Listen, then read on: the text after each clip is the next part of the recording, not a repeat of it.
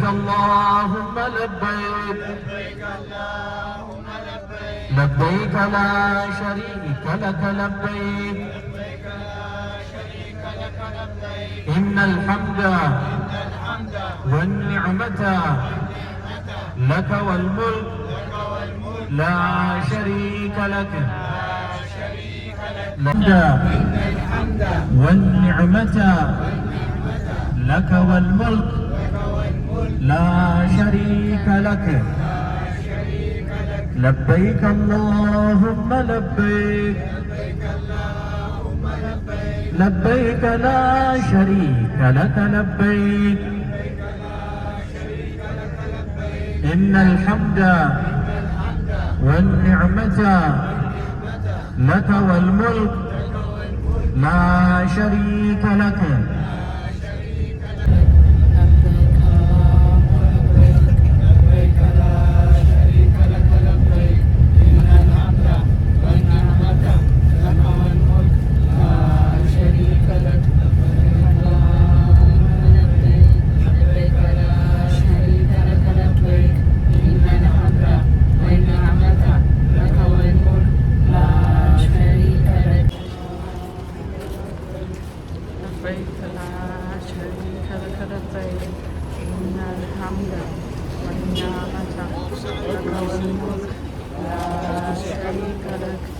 لبيك اللهم لبيك لبيك لا شريك لك لبيك إن الحمد والنعمة لك والملك لا شريك لك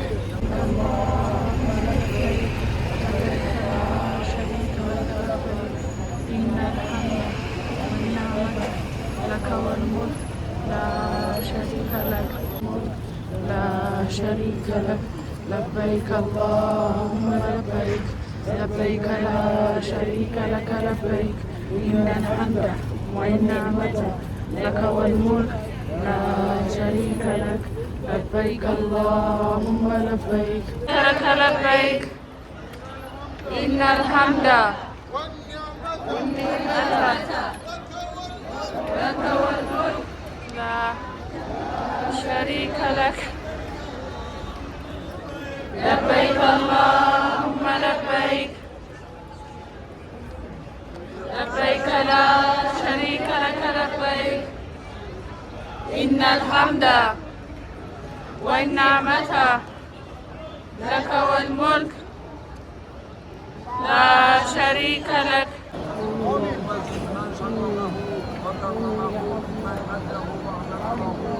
ሁላችንም ወደዚህ አቅጣጫ ነው የምንሰግደው። አይገርምም? ዓለም ላይ ከኢትዮጵያ ሆነን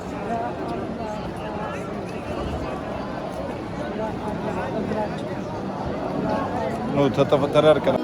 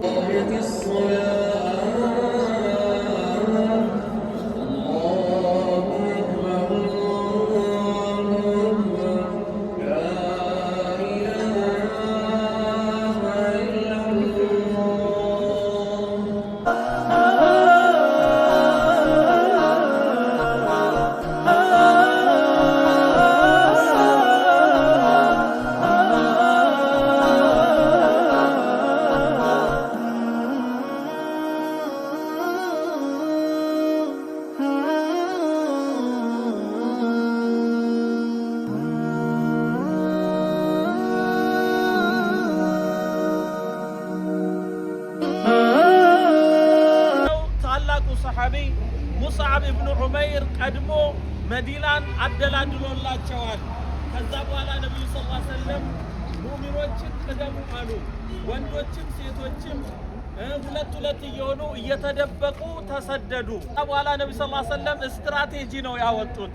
ከመካ ይሄ የምታዩት ጋሩ ሰውር ወደ የመን አቅጣጫ ነው ያለው። የመን ማለት ከመካ በስተደቡብ ነው።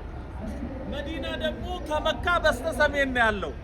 ነብዩ ሰለላሁ ዐለይሂ ወሰለም የሚሰደዱት በስተሰሜን ሆኖ ሳለ ለምን ወደ ደቡብ መጡ? ይሄ ሰዎችን ታዕሚያ ይባላል። ታዕሚያ ማለት ሰዎችን ማሳወር ወይንም ማሳት ማለት ነው። እዛን በሚገርም ሁኔታ እዚህ ተራራ ላይ ዋሻ አለ። ስንቅ እየተመላለሰላቸው በዋሻ ውስጥ ለ3 ቀን ቆዩ። ለ3 ቀን ነው የቆዩት።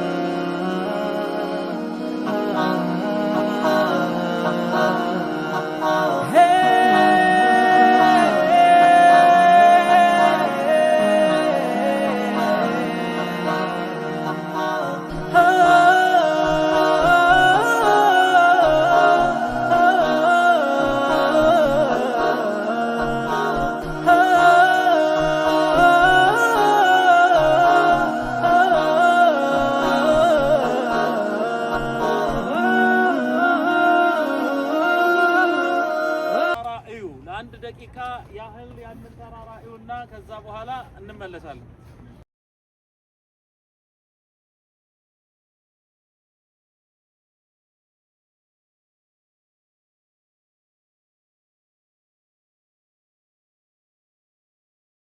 ጊዜው ሲደርስ ከመካ ሰዎች ጋር ተደባልቀው መቆየትን ጠሉ።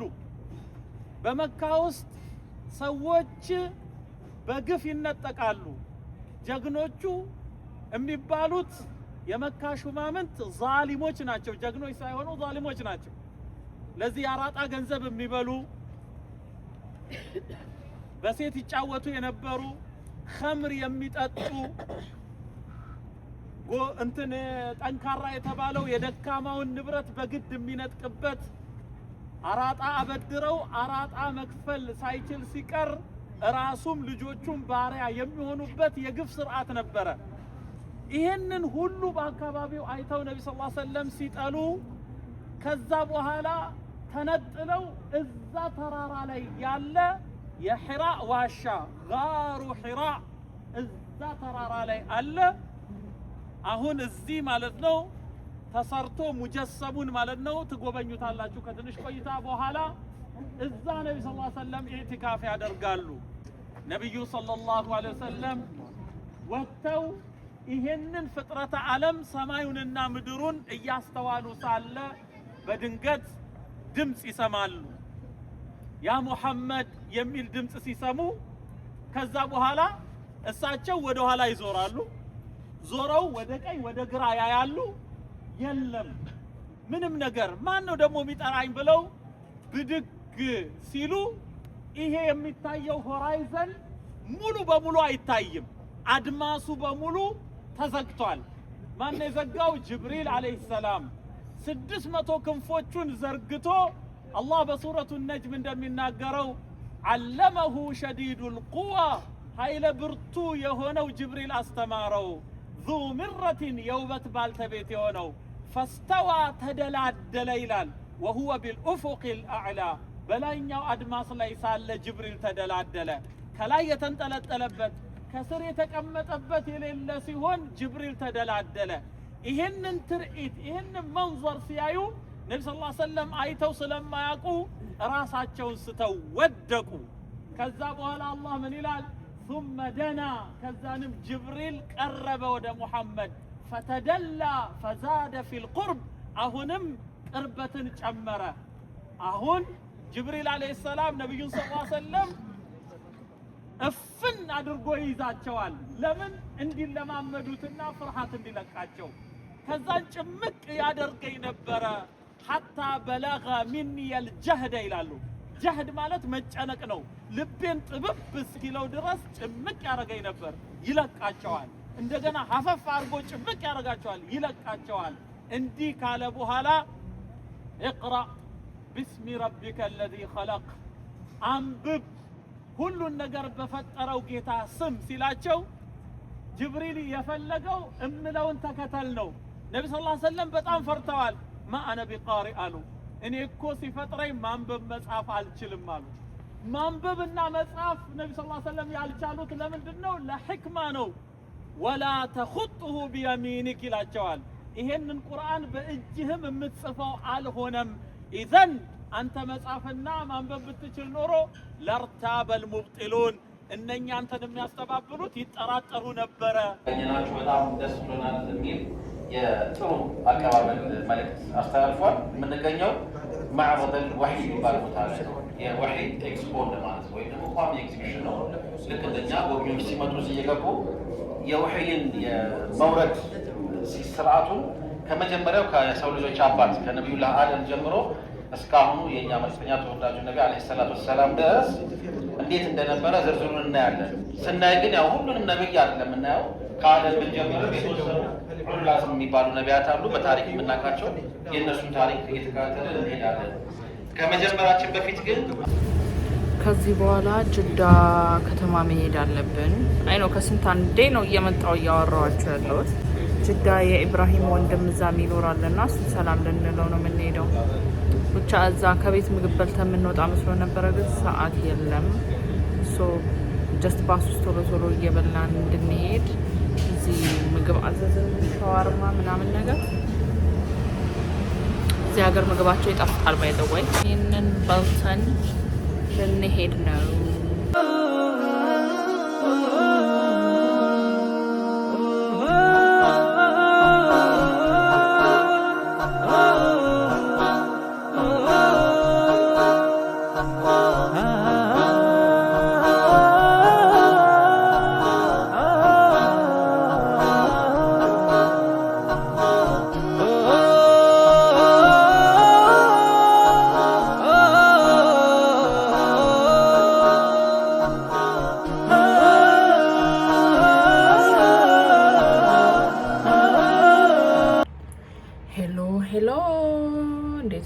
ሰላም አለይኩም እንዴት ናችሁ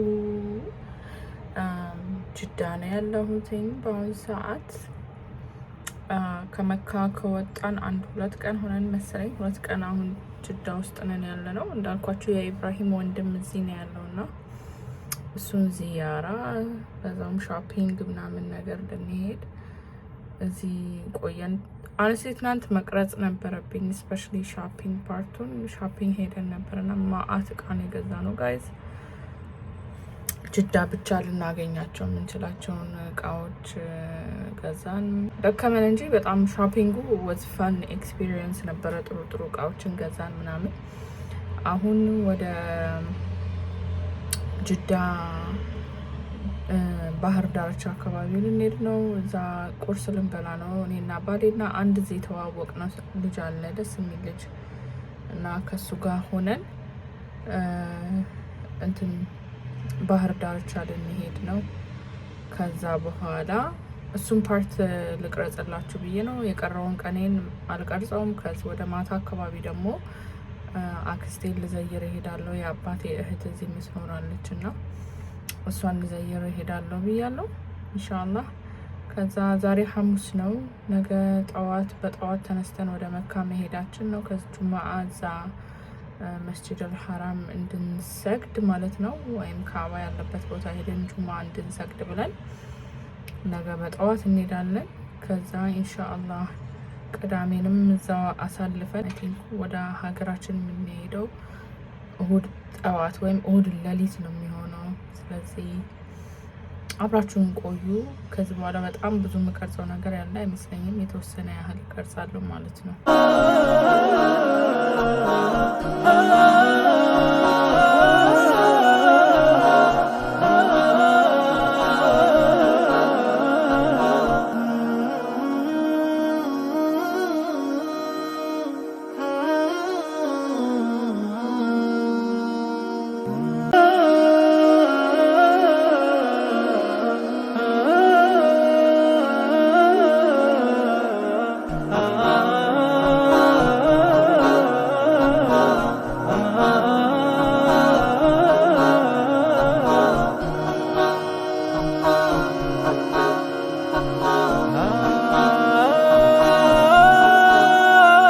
ብሬክፋስት ማቅረብ አቆሙ። they no longer have breakfast, so we're leaving that restaurant. ሌላ ቁርስ ያለበት ቦታ ልንሄድ ነው። ቁርስ ትተዋል፣ ግን የሚያምር ቦታ ነበረ። ሳድ